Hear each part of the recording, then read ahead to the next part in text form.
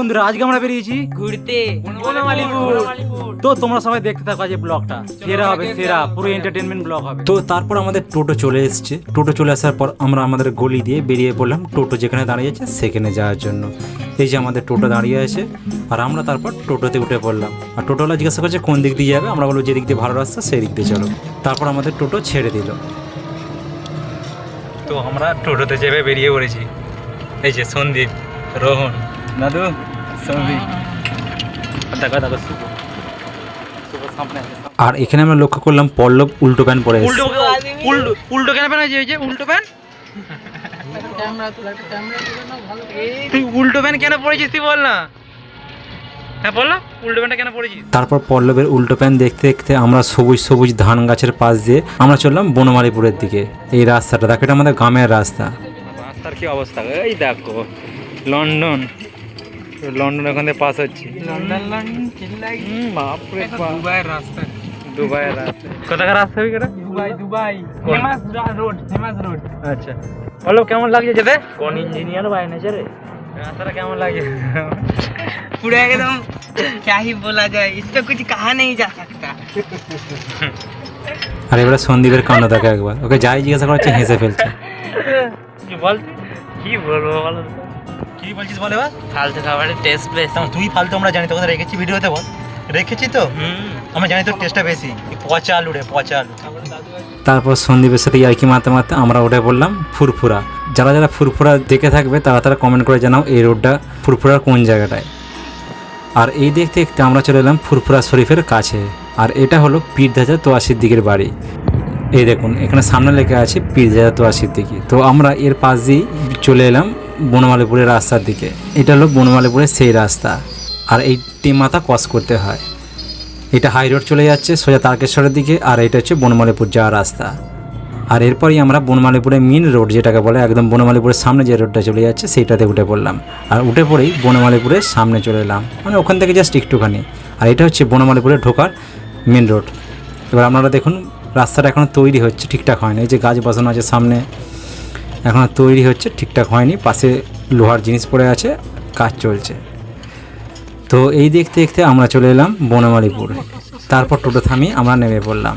আর নেমে পড়ার পরই সৌভিকের হঠাৎ লক্ষ্য পড়েছে এখানে কী বোর্ড আছে, পড়তে গেল কিন্তু পড়তে পারে না, ফিরে পালিয়ে এলো। আর দেখো আমরা সবাই যে এতজন 7 জন মিলে গেলাম সেদিন গিয়ে বনমালীপুর। আর বনমালীপুরের ধারে গাড়ি রাখার জায়গা আছে, কিন্তু আমরা তো স্বভাব খারাপ, গাড়ি তাই যে যেখানে পারে গাছের গোড়ায় রেখে দিয়েছে, মানে কোনো ম্যানার্স নেই। আর এটা হচ্ছে বনমালীর সামনের দিক ঢুকতে। কত সুন্দর মন্দির একবার দেখুন আপনারা। আর ঢুকতে গিয়েই দেখি না এখানে একটি কাকা বেলুন ফোলাচ্ছে, মানে সেই জল বেলুন হয় না, মুখে করে নিয়ে ফোলাচ্ছে। আর তখনই আমাদের ওখান থেকে ডাকছে জুতো খুলে যাও। তাই আমরা জুতো খোলার ওখানে লাইন দিলাম। আর এখানে জুতো খুলতে হলে এক একজনের 2 টাকা করে জুতো খুলতে হয়। আর সেখানেও প্রচুর পরিমাণে লাইন পড়েছে। তাই আমরা জুতোগুলো খুলে একটি বাস্ক দিল, তার ভেতরে রাখলাম। আর জিজ্ঞাসা করছে কজন আছো, আমরা বললাম 7 জন। তাই 7টা টিকিট কাটতে হলো। টিকিট কেটে কী একটা লাল টাইপের জিনিস দিল, যেটা আমার হাতে আছে দেখুন। আমি জিজ্ঞাসা করছি এটা কী গো, বলছে এটা রাখো নাহলে জুতে পাবে না। তারপরে এটা আমরা পকেটে ঢুকিয়ে নিলাম। আর তখন আমাদের একটি টিকিট নিচে পড়ে গেল, সেটাকে আবার রোহন কুড়িয়ে দিল। সত্যি এই টিকিটটা হারালে বোধহয় আজকে আমাদের খালি পায়ে বাড়ি যেতে হতো, মানে পকেটেও ঢুকতে চাইছে না। তারপর চলে এলাম মন্দিরের ভেতর। এটা হচ্ছে বনমালীপুরের সবথেকে বিখ্যাত মন্দির, ব্রহ্মদেবের মন্দির। আর এটা হচ্ছে সামনে। আর দেখুন এটা সামনের ফোনটা কী সুন্দর। তো এরপর আমরা ভেতর দিকে যাচ্ছি, আপনারা দেখতে থাকুন। এটা হচ্ছে দোতলা মন্দির, সামনের ফ্রন্টে আছে মহাদেব। আর এটা হচ্ছে সামনে দেখুন কত সুন্দর করা আছে, দেখো উপরটা দেখো একবার তোমরা নিজেরা। আর পুরো নিস্তব্ধ। আর ভেতরে খুবই কম কথা বলা হয়, অবশ্যই পুজো করা হয়। আর এটা হচ্ছে আমাদের কচ্ছপ দেবতা, ওনাকে পুজো করা হয়েছে দেখুন। আর এটা হোমযজ্ঞ হয় এখানকার। আর এটা হচ্ছে ব্রহ্মদেব।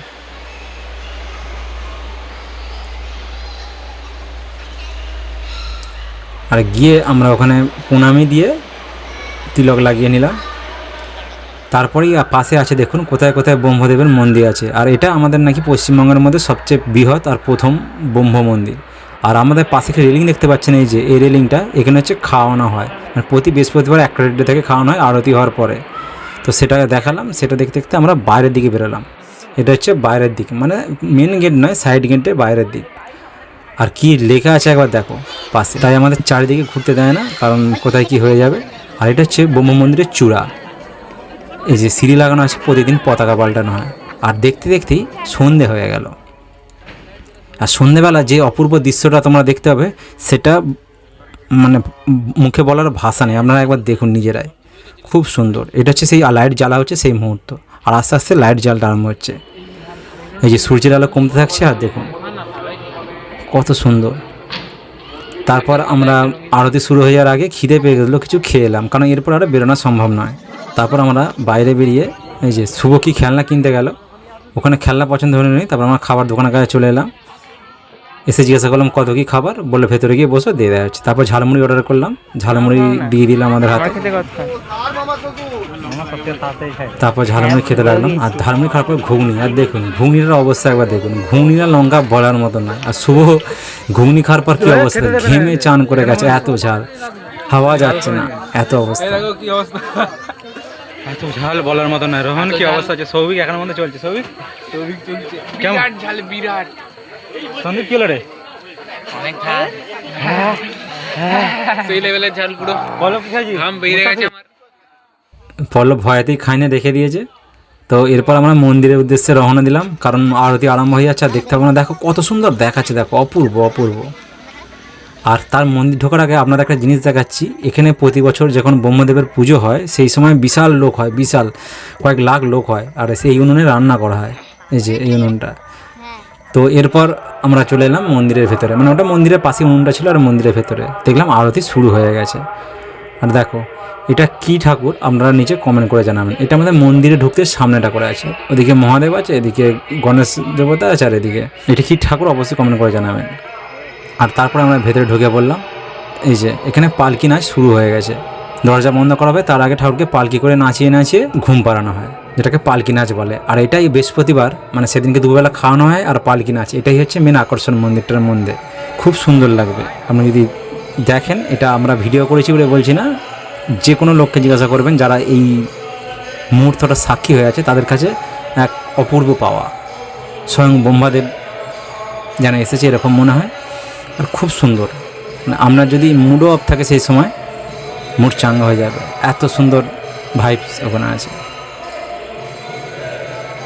তো আপনারা যা দেখুন, আমি বলার থেকে আপনারা দেখলে আরও খুব বেশি মজা পাবেন।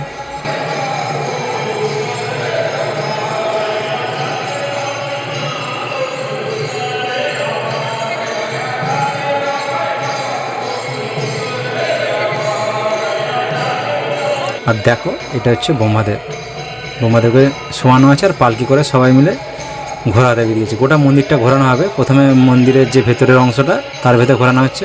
আর এই যে পুরোহিতগুলো সবাই গান গেয়ে গিয়ে, যেমন বাচ্চাদের ঘুম পাড়ানো হয় তেমন গান গেয়ে গিয়ে আনন্দ করতে করতে ব্রহ্মাদেবকে ঘুম করানো হয়।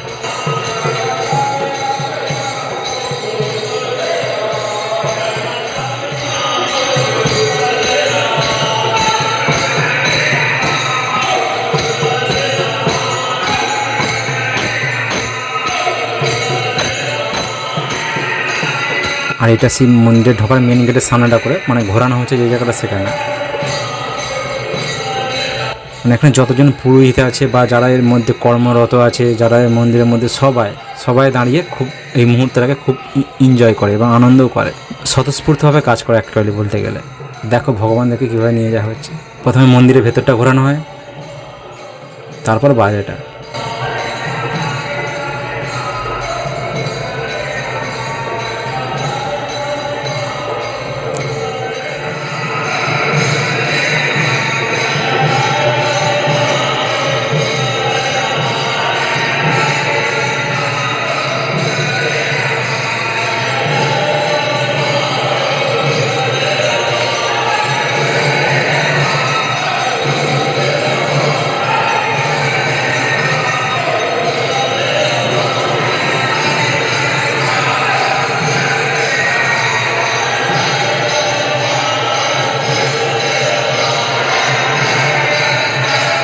আর সে দেখুন এটা হচ্ছে পালকি, পালকির মধ্যে ভগবানকে শোয়ানো আছে, ব্রহ্মাদেবকে শোয়ানো আছে।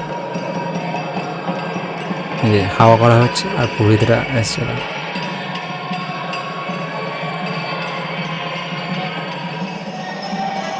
এই যেটা মেন পুরোহিত, যে ব্রহ্মদেব।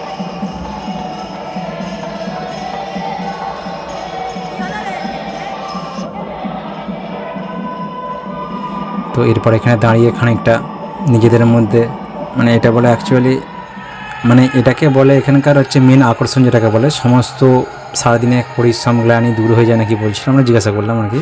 এখানে বিভিন্ন পুরোহিত বা যারা কর্মরত থাকে তারা। আর তখন আমরা ভেতরের দিকে ক্যামেরা করতে গেলাম, ভেতরে দেখুন কেউ নেই, সব চলে এসছে কেন, মানে কোনো একটা লোকও পাবেন নামে ওখানে।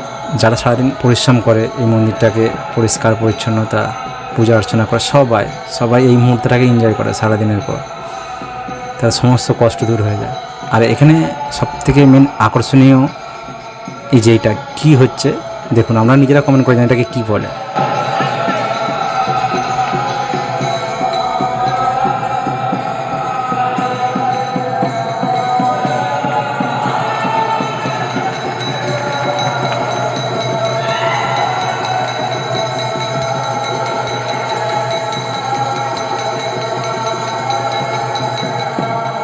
তারপর একের পর এক যারা ছিল সবাই মিলে একই করতে লাগলো। এখানে আপনিও করতে পারেন, অসুবিধা কিছু নেই। তারপর হয়ে যাওয়ার পর আবার গোটা মন্দির ঘোরাতে নিয়ে যাওয়া হলো।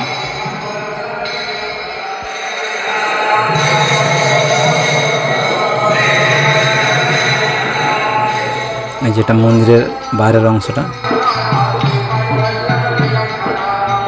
কত সুন্দর লাগছে দেখে।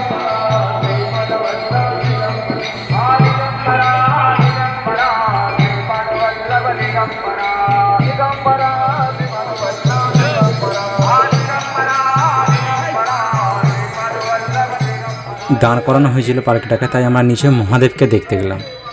আর দেখো এটা হচ্ছে ব্রহ্ম মন্দিরের পাশ দিয়ে একটি সিঁড়ি বয়ে যাচ্ছে, সেখানে মহাদেব আছে,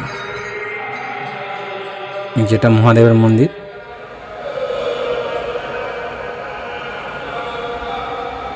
যেটা মহাদেবের মন্দির। তারপর দেখা হয়ে যাওয়ার পর আমরা আবার চলে এলাম, কারণ অনেক রাত হয়ে যাচ্ছিলো, মানে আমাদের বাড়ি আসা কষ্টকর হয়ে যেত। টোটোওয়ালা দাঁড়াতে চাইছিল না, আর অত রাতে আসাও সম্ভব না, বর্ষাকাল।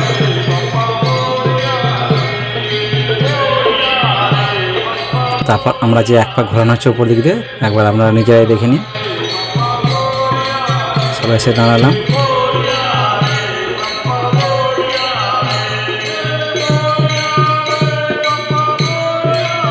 তারপর আমরা বাড়ির উদ্দেশ্যে রওনা দিলাম। তো বন্ধুরা, ব্লগটি আজকে আমাদের এখানে পর্যন্তই। তো আপনাদের কোন পার্টটা সবথেকে ভালো সেটা কমেন্ট করে জানাবেন, আর আপনাদের এলাকায় যদি এরকম কোনো মন্দির থাকে সেটা কমেন্ট করে জানাবেন, আমরা যাওয়ার চেষ্টা করব। আর ভালো লাগে লাইক কমেন্ট ও শেয়ার করবেন। আর তারপরে আমরা টোটো উঠে পড়লাম। তো বাই বাই, আপনারা ভালো থাকবেন ও সুস্থ থাকবেন।